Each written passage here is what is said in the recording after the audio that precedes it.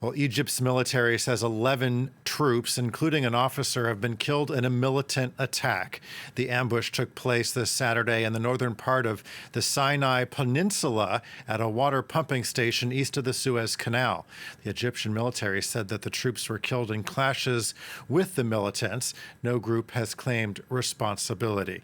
And joining us now is our correspondent in Egypt, Edouard Cousin. Edouard, what can you tell us about the circumstances of this attack?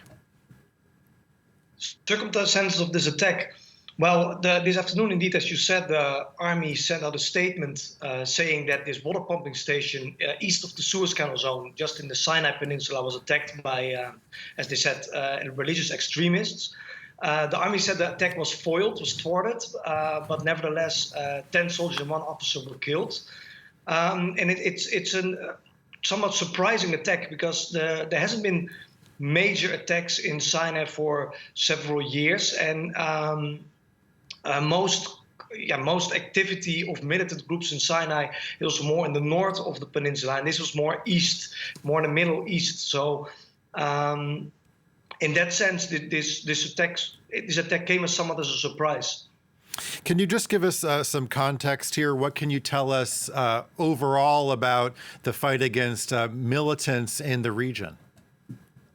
Well, in Sinai, there is a branch of the Islamic State group active for already almost more than a decade. They call themselves the Sinai State. And then this insurgency really intensified in 2013. And between 2013 and 2017, there has been several major deadly attacks. ISIS have targeted army and police, but also Sufi Muslims and Christians in the region.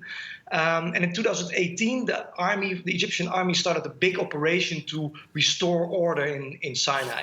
And since then, we have actually the frequency of attacks have been declining over the past year. So the last years, you haven't heard any more large attacks of the Islamic State group in Sinai.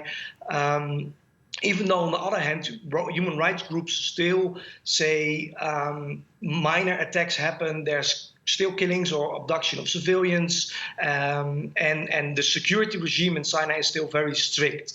And I know from people who are from the region, it's very hard to go into North Sinai and out of North Sinai because the security force and army basically lock off the whole area. But nevertheless, like any news of major attacks, we haven't seen until now today.